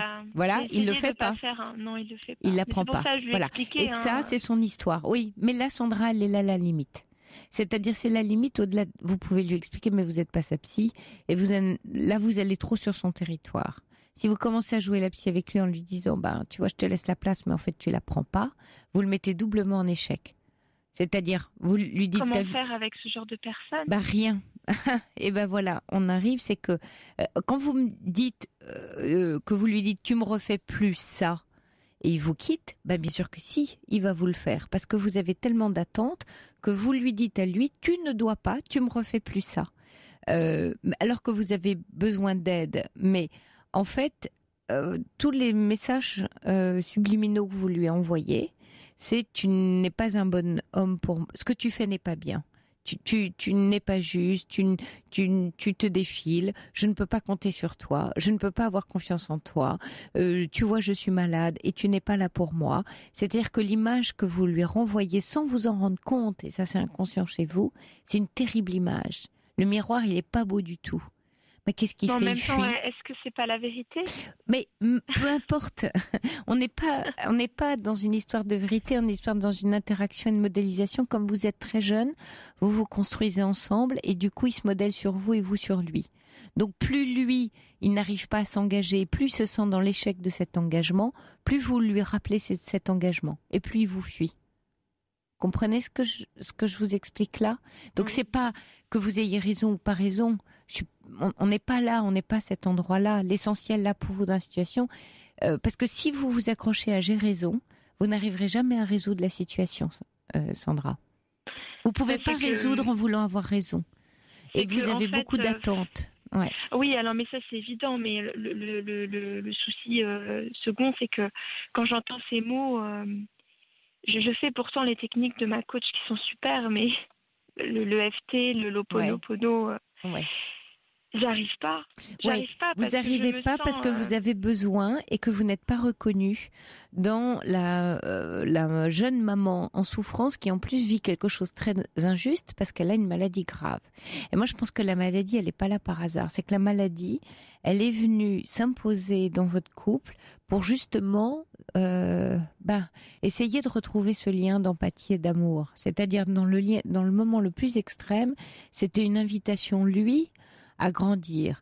Mais peut-être que dans une forme de maladresse, il y a beaucoup de maladresse dans votre couple et de jeunesse, et donc de maladresse. Oui. Et c'est pour ça qu'il faut de la douceur et pas passer en force, ni avec vous ni avec lui, parce que vous aussi vous passez en force avec vous du coup. C'est que j'ai besoin. Mais bien sûr, c'est vrai. Vous avez besoin et quand on a besoin et qu'on n'arrive pas à nourrir son besoin, on devient forcément très maladroit. Mais oui, il y a Lynn qui dit d'une certaine façon, elle le domine sans le vouloir vraiment. Et il le sent. Lynn qui ajoute. Mais oui, il y a Lynn qui dit Sandra lui met trop de pression, son compagnon jeune, trop jeune pour le poids des responsabilités que lui inflige sa compagne. De plus, elle le culpabilise en permanence. Un autre SMS qui dit je pense qu'elle l'a infantilisé, effectivement, comme un enfant qui a fait une grosse bêtise et de ce fait il la trouve méchante, un peu. Il joue l'enfant aussi avec vous. Il y a Cathy qui dit vous êtes très émouvante mais vous me faites penser aux souris de Laborie, du professeur Laborie, de la loge de la fuite, pris tous deux dans un piège d'incommunication. Oui, vous êtes pris dans un piège ensemble. Et là, je rejoins Cathy, c'est que vous êtes les deux faces d'un même système. Et c'est triste et douloureux parce que c'est pas une histoire. Vous voyez, il dit qu'il vous aime plus pour vous fuir parce qu'il arrive plus. Vous vous mettez tous les deux face à face en échec. Il vous met en échec de votre besoin d'amour, de tendresse, qu'il soit là pour vous. J'en ai conscience de ça, mais en fait, ça me révolte parce que. Bien sûr. C'est pas, pourtant, je lui dis, je lui fais, mais pourquoi tu fais ça Oui, mais stop. Il ne fait rien contre vous, il fait tout pour lui. Alors là, il y a un moment donné, il faut, je vous en supplie, alors là, Sandra, vous arrêtez ça. Parce que quand vous dites la phrase, tu me refais plus ça, pourquoi tu fais ça, pourquoi t'es comme ça avec moi, c'est un peu comme si tout ce qu'il était, il le fait contre vous, à cause de vous. Non, il le fait pour lui, il le fait pour fuir, il en peut plus, il n'arrive pas à assumer, il le fait pour se cacher. Il le fait pour éviter. Moi, bien sûr, c'est la conséquence. Mais si vous pouviez, si vous avez la conscience de comprendre ça, c'est-à-dire, à un moment donné, il y en a un des deux du couple qui doit être un peu plus grand que l'autre. Quand je dis un peu plus grand, un peu plus mature, pour aider. Donc pour prendre un peu de recul, un peu de distance. Vous êtes en psy, vous êtes en thérapie, vous pouvez avoir cette conscience-là. Si vous avez cette conscience à un moment donné de dire oui, bien sûr que ça vous fait du mal. Je suis pas du tout en train de vous dire que ça vous fait pas de mal, mais attention, parce que si vous lui renvoyez le mal que ça vous fait et pas qu'il vous fait, parce qu'il ne cherche pas à vous faire du mal. Lui aussi se fait du mal. Ah, je pense pas qu'il cherche volontairement à vous blesser. Il cherche surtout à se protéger. Et quelquefois, quand on se protège, on blesse énormément l'autre, puisque il vous blesse à l'endroit où vous avez besoin de lui. Comprenez comme c'est désaxé. Moi, j'aimerais bien que vous réécoutiez notre échange et que vous en parliez avec votre psy, parce qu'il y a une histoire d'axe pour vous retrouver. Vous n'êtes pas dans le bon axe. Du coup, lui se met pas dans le bon axe. C'est très systémique, là, votre histoire de couple. Donc, vous avez à vous réaxer. Parce que là, c'est triste, effectivement. Oui. Je suis désolée, on doit se quitter, c'est la fin de l'émission. Mais je vous souhaite vraiment du courage, Sandra, et de travailler ça, parce que c'est encore possible d'arranger les choses. Merci beaucoup. De grandir un peu. Je vous embrasse, Sandra. Il est 1h, vous écoutez Europe 1. Je vous souhaite une très belle et douce nuit, une bonne semaine. On se retrouve vendredi prochain à 23h. Je vous laisse en compagnie d'Europe 1 Music Club, Émilie Mazoyer, Jean-Philippe Ballas. Et faites de beaux rêves.